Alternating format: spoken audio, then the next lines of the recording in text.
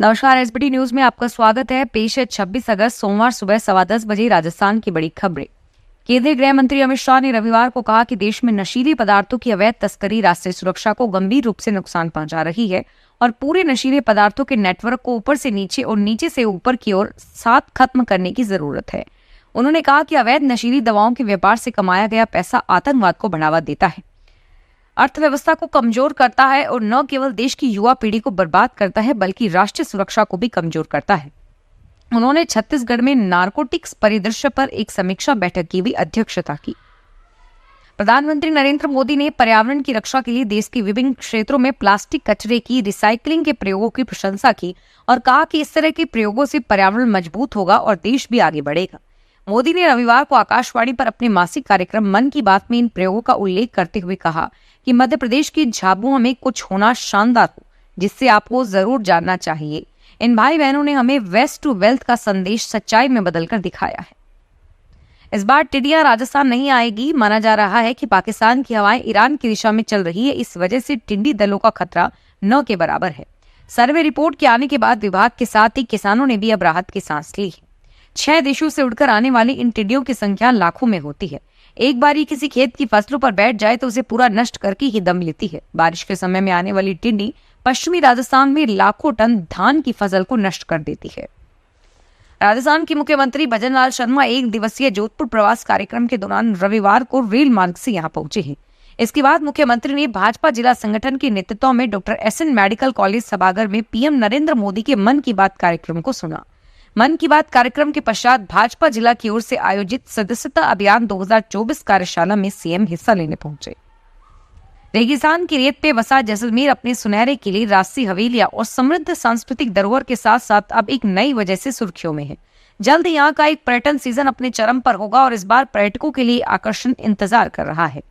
पहले जो पर्यटक सीमा दर्शन की इच्छा रखते थे, उन्हें तनोट में बीएसएफ की चौकी पर लंबी लाइनों में लगकर पास बनवाने की मशक्कत करनी पड़ती थी, लेकिन अब इस प्रक्रिया को बेहद ही आसान कर दिया गया है।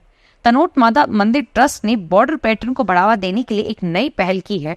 अब सैलानी ऑनलाइन ई पास के जरिए भी सीमा दर्शन कर सकेंगे।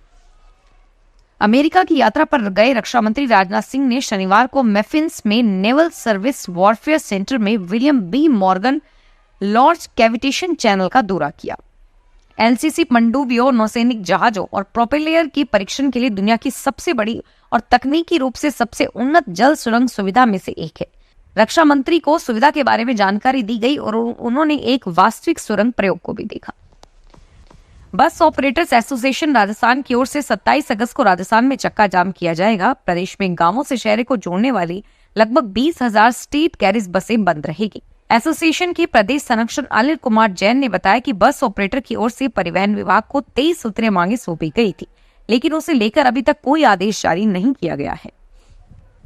हरियाणा के झज्जर में ओलंपियन मनु भाकर ने जब शादी के बारे में पूछा तो वे शर्मा गई और इस पर उन्होंने कहा कि अभी इस बारे में उन्होंने नहीं सोचा, भगवान जो करेंगे आगे वही होगा। मनु ने बॉलीवुड में जाने को लेकर भी किसी तरह का कोई इरादा न होने की बात कही।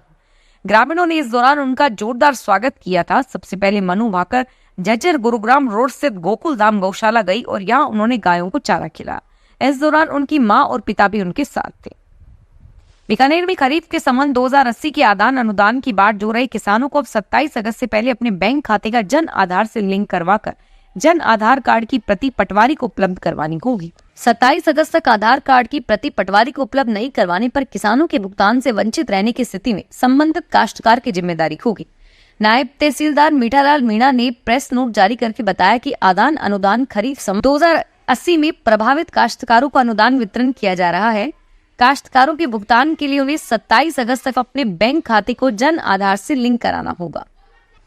राजस्थान सरकार के परिवहन एवं सड़क सुरक्षा विभाग ने करीब 11 माह पहले 1 अप्रैल 2019 से पूर्व विनिर्मित वाहनों पर तीसरे रजिस्ट्रेशन चिन्ह सहित अति सुरक्षा रजिस्ट्रेशन प्लेट लगाए जाने की प्रक्रिया निर्धारित की गई थी, लेकिन ग्रामीण क्षेत्रों में आज भी अधिकतर वाहन बिना HSRP के दौड़ रहे हैं।